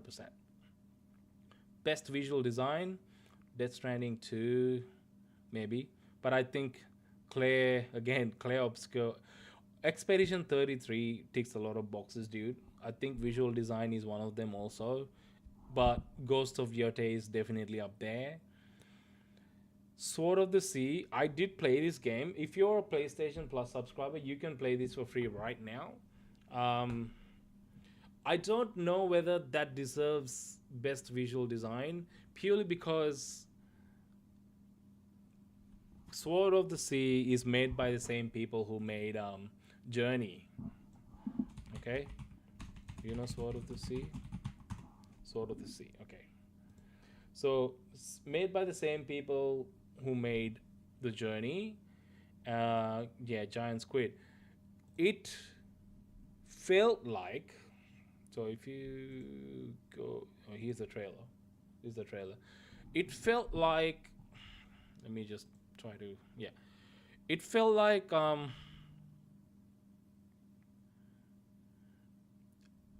mix between Journey and like what's the other game that they made? Abzu or something? They made Abzu, I think, which is like an underwater game. So it felt like a mix between the two.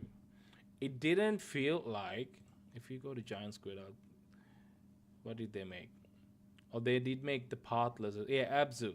Yeah, so they made Journey and also Abzu, right?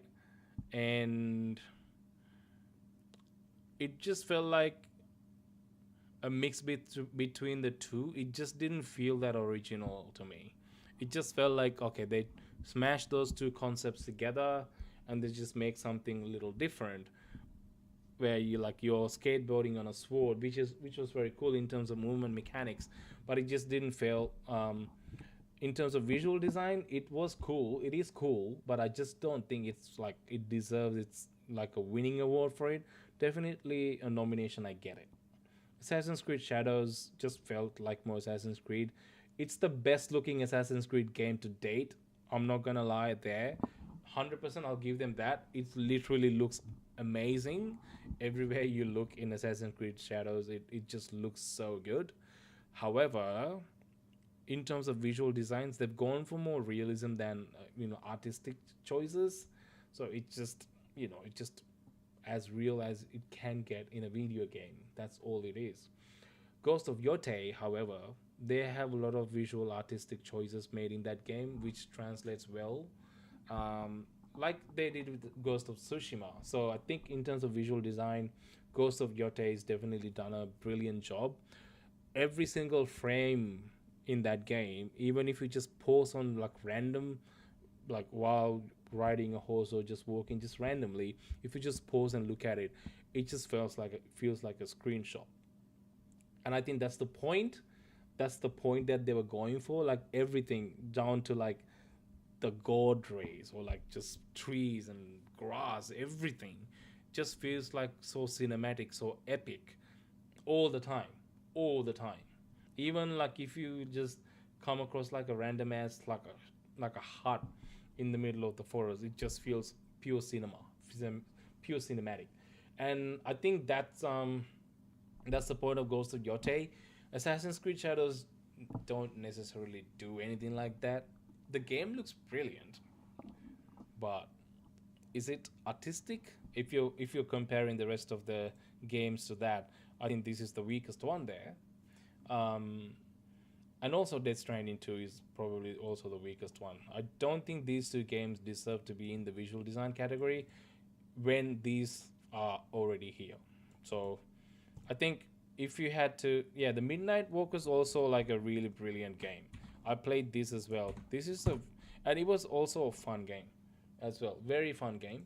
But I think Ghost of Yotei or Claire Obscure Expedition 33 definitely deserve this award. Best indie game. So don't know a lot about indie games, but we'll see if I can. Blueprints. Yeah, Blueprints. Yeah, if you ask me best indie game, Blueprint or Silk Song, also deserve it, but it is not in this category. Weird. Silk Song is not in the best indie game category, but it is in the game of the year category. Weird, weird. But this is how voting works, I guess. I don't really know all these others except Baby Steps. I've heard funny things about it. It's a funny game. I'm not sure about the other ones. If you know about it, let me know. But don't really know. Self-published. Oh, okay. So the best indie game, self-published. Hollow Knight. Definitely, 100%, man. 100%. Um, don't really know about these other ones. I haven't played Hades 2, but heard that it's good. We got Still Playing Award, Minecraft at the top, of course it is. Don't even know if a lot of people still play Helldivers 2, but yeah, Helldivers 2 was a pretty freaking fun game. GTA Online, obviously. Mobile, Call of Duty Mobile is on the top. Pokemon, people still play Pokemon Go. Hey, don't Genshin Impact. Genshin Impact is a pretty good game. Don't know about Roblox. I tried it very briefly. Did not like it. Best remake, remaster, Metal Gear Solid Snake Eater. I don't think it's the best remake. It had a lot of optimization issues, but I think Elder Scrolls 4 Oblivion remaster deserves it. I think they deserve that award for good remake. They're pretty well done. Pretty well done. Gears of War Reloaded. Nah, I think as a remaster goes, I think the Elder Scroll 4 Oblivion remaster really went the distance of remastering it. Like it's labeled as a remaster, but it's actually like they remade the entire game on top of the old engine. That's why they called it a remaster, because technically they didn't build all the codes, like the logics behind the game. They kept the same engine and the logic. They just upgraded the visual using a new game engine. That's all they did. So they technically a remaster, but it's kind of a remake actually. Metal Gear Solid Snake Eater is a remake, but like a lot of people point out, it had a lot of issues. This didn't. I don't remember people complaining about issues with Oblivion, and I played the game at launch. It didn't have any issues. It played pretty well. Yeah, I think it should go to Oblivion, but some people might actually pick Snake Eater over it. I don't think any of these deserve it as much as these two, but yeah. Studio of the Year, Team Cherry. Team Cherry is the people behind Silk Song, so happy to see them. Happy to see them. Cool. Best game expansion. Order of the Giants. Yeah. Order of the Giants seems pretty good. Good expansion pack. Haven't played Close of Awaji because I had the game pre-ordered on PS5 because of that I was entitled to free DLC when it comes to Close of Awaji, because they were giving that DLC away for free for anyone who pre-ordered. But I don't have the PS5 copy anymore, even though I pre-ordered the game and I finished the game. I bought it on Steam again on because I wanted to play it, but then I can't get the Close of Awaji free because even though I had pre-ordered and played the game on PS5, they they can't give it to me for free, even though I now have bought the game twice. I contacted them and I tried to like see if they can like give it to me for free, because since I played literally I paid the game I paid for the game twice now. I was hoping they could just allow me to have it, because I was entitled for it on PlayStation 5 for free anyway, but they said no. So I didn't end up buying it, and it's still. But I heard people did like it. I might play it later, but yeah, cool. Best audio design, definitely Ghost of Yotei has to be up there, and Battlefield 6. Those two games have amazing audio design. I can't really talk about these four because I haven't played. Best soundtrack, my god, Expedition 33 absolutely kills it with the soundtrack. Amazing, amazing. But I also think Ghost of Yotei has pretty killer soundtrack too, just not included in here, but that's okay. All right, I'm not gonna go through the rest of it. Actually, I think top categories pretty much cover it. Most wanted game, Grand Theft Auto 6 for sure, man, 100%. I think after that, The Witcher 4 definitely. Brazil is the best, bro. Yeah, 100%, man. Oh, Brazil is the best. You from Brazil? Uh, all right. Best lead performer, Jennifer English. Jennifer English. Yeah, that's from Expedition 33. Yeah, I don't really know by names. I know Troy Baker. That he's the dude who plays yeah, Indiana. Yeah, he did a pretty good job as Indiana Jones in the Indiana Jones games. Yeah, he pulled off Harrison Ford's voice pretty well.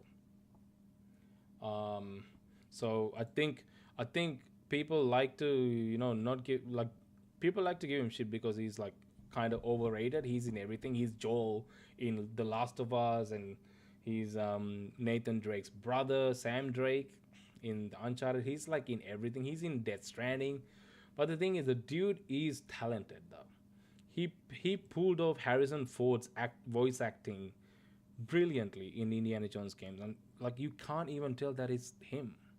Like you can't tell that it's him. He sounds like a young Harrison Ford, and that's pure talent because Troy Baker doesn't sound like Harrison Ford in real life. So the dude is definitely talented. I don't know who Tom McKay is. Henry in Oh, he's the dude. He's the main guy. Okay, yeah. He's pretty talented too. Yeah, I mean, if you want to give an award to best lead performer, I think these two definitely takes it. These top two, I would say.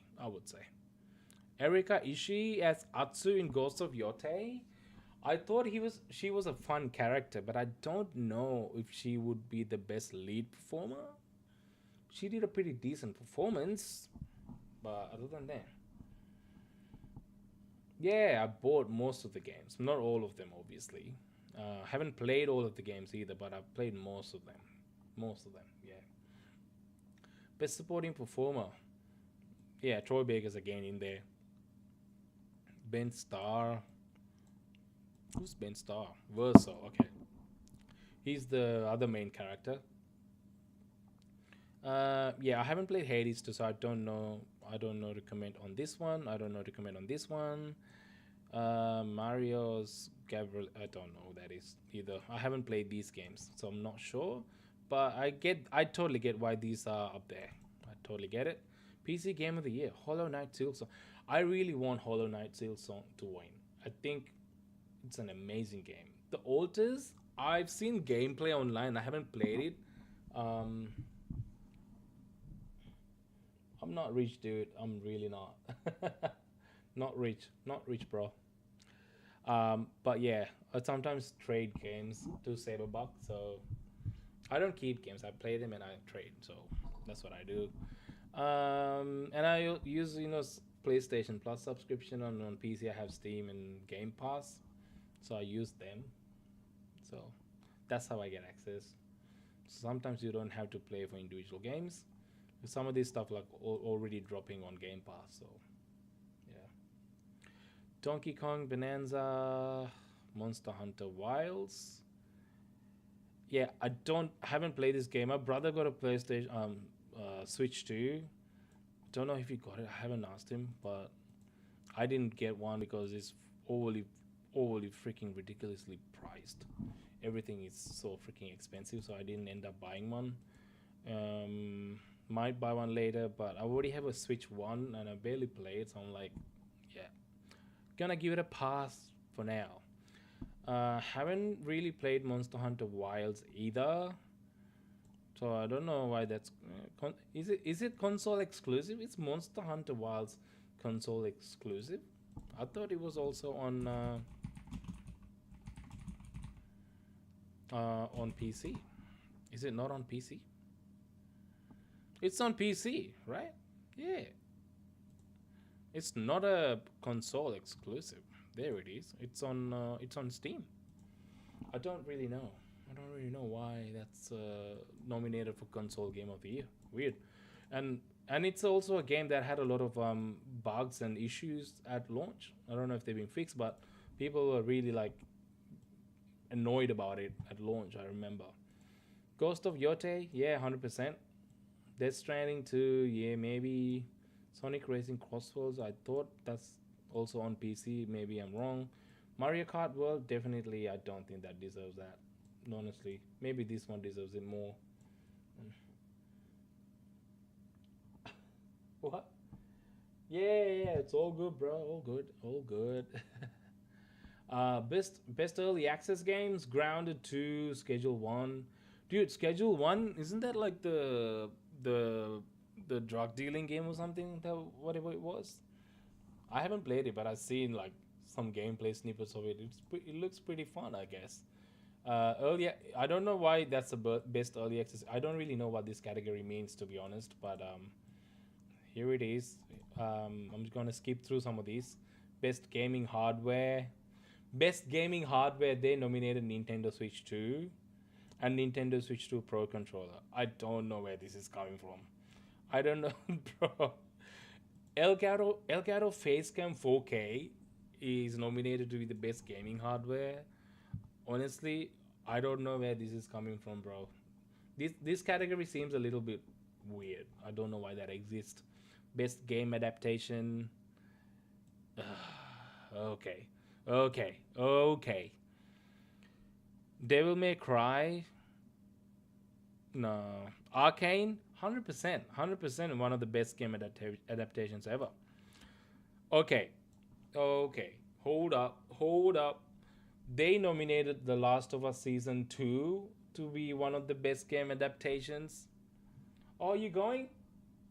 Oh, thanks for joining, man. Thanks for coming in. Talk to you later, bro.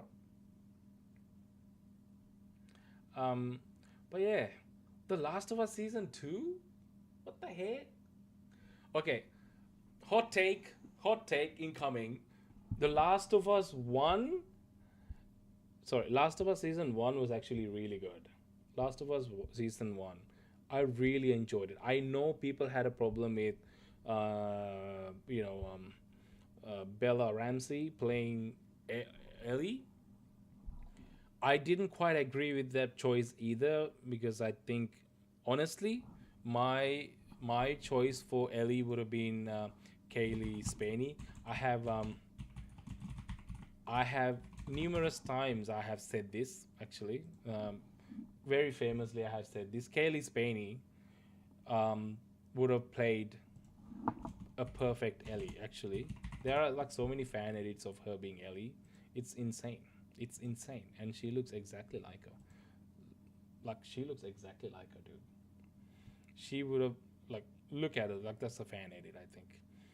Yeah, she look at that. She would have played the best version of Ellie. But the thing is, they apparently she auditioned for the role, but then she didn't get it. So weird that it happened, but that's where we at now. So anyway, coming back to The Last of Us Season 1, even though I didn't completely agree with the choice for Ellie as Bella Ramsey, she was fine in season one, and it kind of worked for the material it had to cover, which is the first game where you dealing with a little Ellie. Um, but then come season two, they completely mucked it up. The pacing was off, the storytelling was kind of off, because you now have Abby in the mix, and they just didn't follow the same, like, it's already a complicated, really long story, and they just broke the whole thing up into two seasons. Now we have to wait for season three to know what exactly happens. The season There was no clear ending for season two, even though it starts off with one of the biggest climaxes in the entire IP, which is spoiler warning for those who haven't played or watched The Last of Us season two. Pretty prominent character, played by Troy Baker, dies, um, in at the beginning of season two, which is what happens in the second game of Last of Us Part Two. So you start off with a pretty big hole in, which you have to fill by the end of the game, right? In the game, it kind of gets filled. Like, even the game struggles to, like, really fill that gap and, like, come to a proper payoff, and they did a lot to do that. Whereas the the they broke off that really long story into two seasons instead of trying to tell that story, and they broke the whole Abby's story arc into season three, and then just showed pretty much, um, Ellie's story in season two, which just didn't really work. You struggle to relate to these characters. You struggle to connect with these characters. Bella Ramsey's performance as Ellie is just kind of disgusting. It just didn't really work for an old and mature Ellie. Um, yeah, it was a mess. I just don't think the best game adaptation. Even Last of Us season two doesn't even deserve a nomination in that category. Season one, 100%. Season one deserved that nomination. Season two, hell no.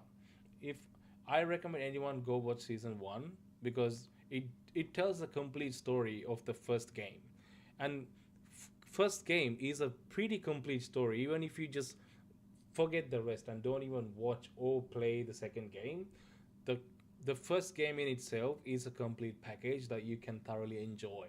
So I really want you to go watch season one of The Last of Us, and just not watch second season, and you'll be happy.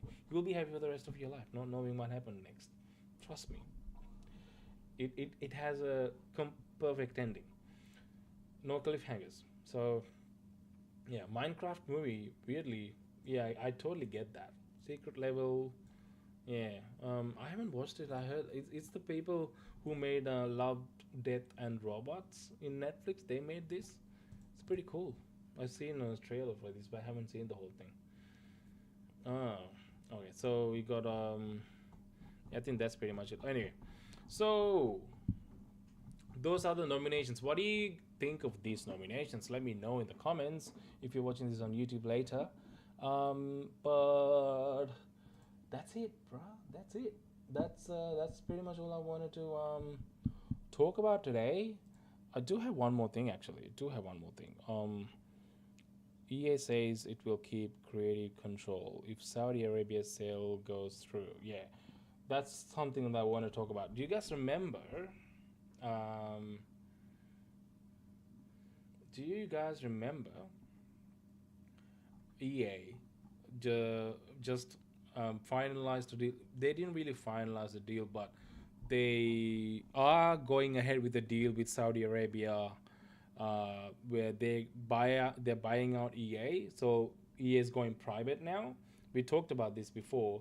EA has been a public company this whole time, but with this buyout, um, it's a leverage buyout with Saudi Arabia's public investment fund and a few other parties involved. Now EA is set to go private. It's not finalized yet, it's still going through. But with this buyout came a lot of concerns about, now that it's private, and the Saudi Arabia sale Saudi Arabian entity in charge of it, what would happen to the creativity and its control side of things, and like as a company, how that will affect EA moving forward, whether it will have any repercussions affecting the games that are coming out, games that are existing. Do you know what I mean? Like there were some concerns about that, and in response to that, there's an article on Inside Gaming they just posted yesterday. It's by Mike Straw, saying that EA says it will keep creative control if Saudi Arabia sale goes through. Okay, so that's what it says here. If you just go back a little bit, there you go. There you go. That's good. That's okay. So here it says Electronic Arts is trying to ease concerns for employees about what could happen to their games if the planned sale to a group that includes the Saudi Arabia Public Investment Fund is finalized. So just so you know, this was announced that they're gonna go ahead with this a couple of weeks ago, like maybe like actually a month ago, almost a month ago. But they said to finalize this deal by like next year. It's not happening like straight away. They're still like talking through it and they're finalizing the deal. It's not finalized yet. So so this is still all kind of up in the air. It can go through, it might fall through, you don't know yet. But the process of the buyout has begun. That's all we know. In a new SEC filing, first spotted by Stefan Stortillo in of GameFile, EA has updated its employee fact to answer numerous questions surrounding the proposed sale. Okay, let's see if I can. Oh, okay. So this is that document. It's a very lengthy document. So let's not read through all this and let's go back to the article and then just get the snippets, which is easy for us, right? In a specific section regarding the culture at the company, EA says that its mission and values will remain unchanged. It adds that the company will maintain creative control and our track record of creative freedom and player first values will remain intact. Good. The section continues. We will continue to be guided by our cultural values of creativity, pioneering, passion, determination, learning, and teamwork, and that the consortium is supportive of and committed to investing in our exceptional employees and our strong culture. Okay, what about other changes at EA? It's not just control over projects and games that employees have had questions about, with the group that includes the PIF, Silver Lake, and Affinity Partners taking on the 20 billion in debt for this deal. Some were concerned about future growth and even layoffs. So just to sort of remind you what the hell they're talking about here, when that buyout happened, it was like 41 or 50 billion dollar deal. That's what it was. It's the biggest buyout deal in the gaming industry so far that's happened.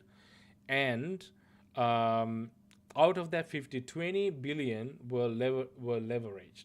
So essentially what that means was they've taken debt with EA, by putting EA on the line, EA assets on the line, to fill.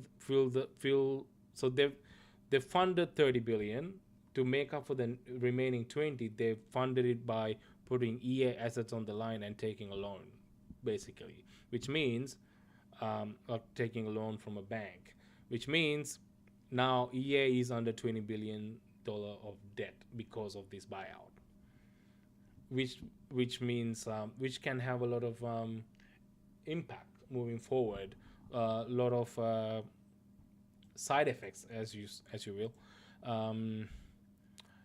Yeah, you can have a lot of like future problems in terms of future growth and even layoffs, because you somehow got to pay this off to back to the bank.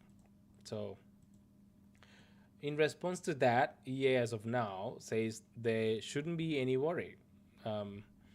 Yeah, I mean, it's very easy for people to say this. What the hell? I can't see what this says here. Really? Okay, let me just see if I can. dude, it's like the ad is like right on top of it.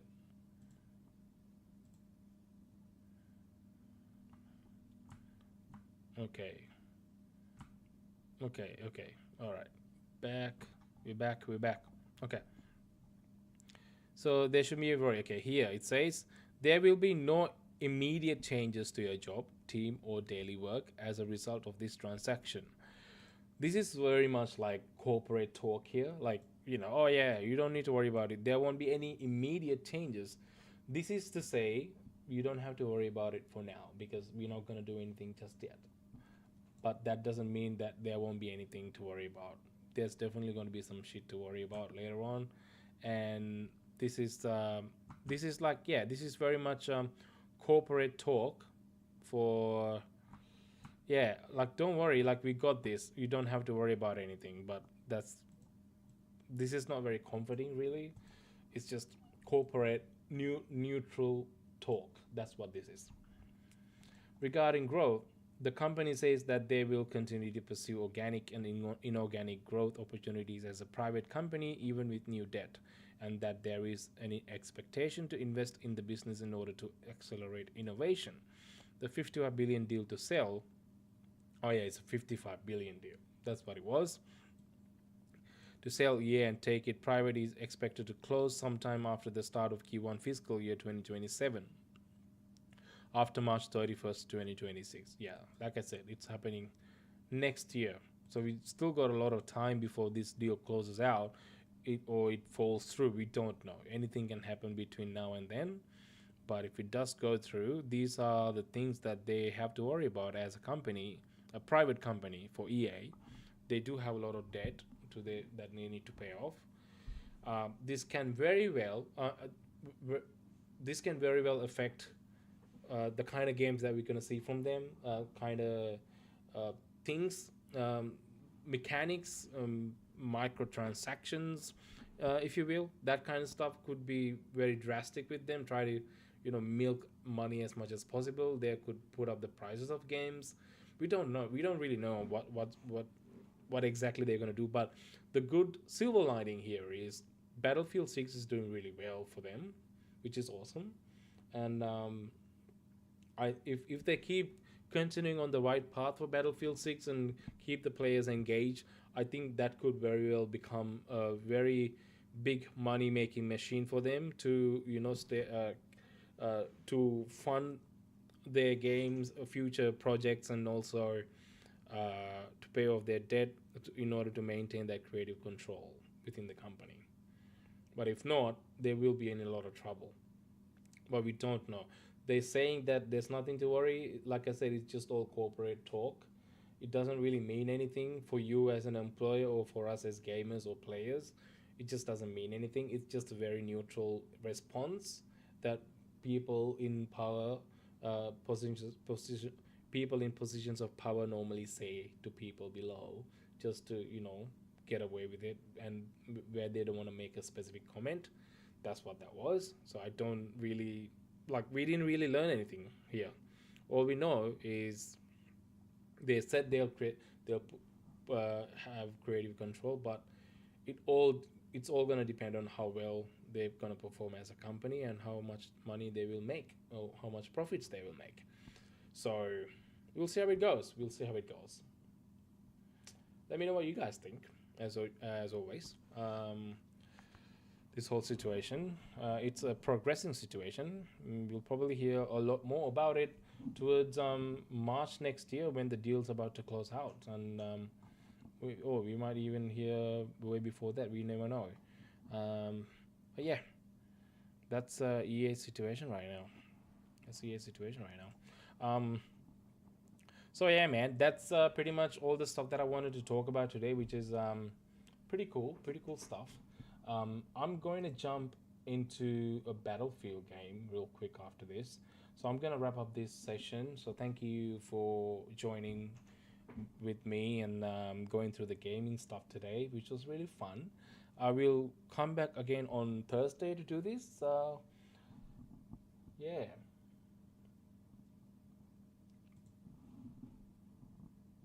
Stream it? Yeah, okay, all right. We can stream Battlefield. I will close up this stream and I'll start a new Battlefield stream. So I'll join you guys in a bit. So see you soon. Are you joining in? Are you coming in, bro?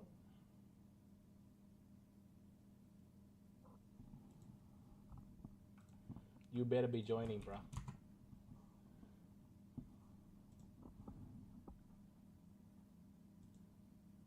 Yeah, that's true. That's true.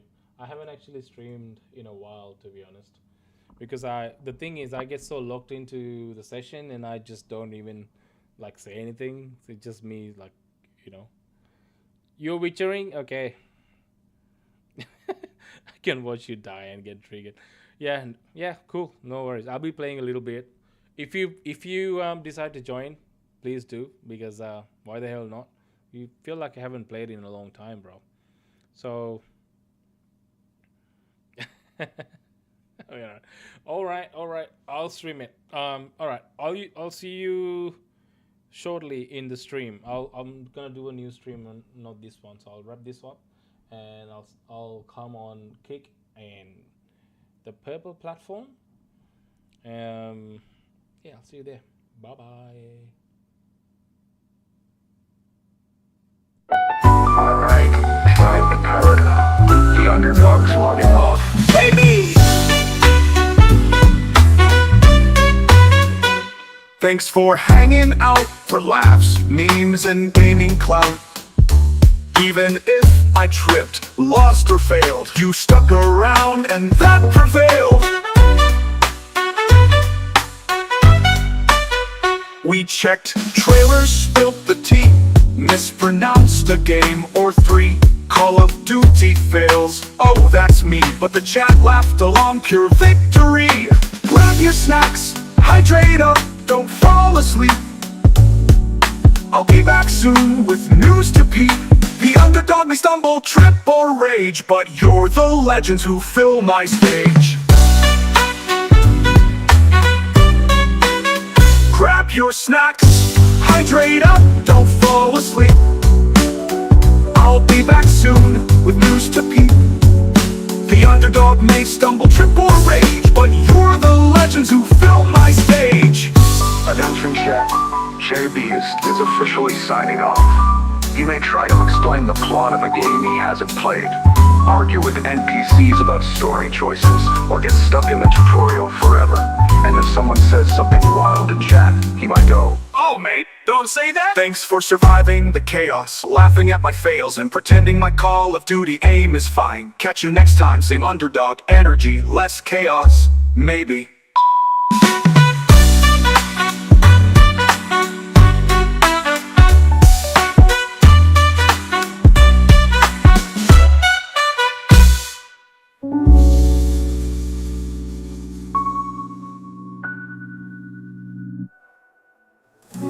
But thanks for surviving the chaos, laughing at my fails, and pretending my Call of Duty aim is fine. Catch you next time, same underdog energy, less chaos, maybe.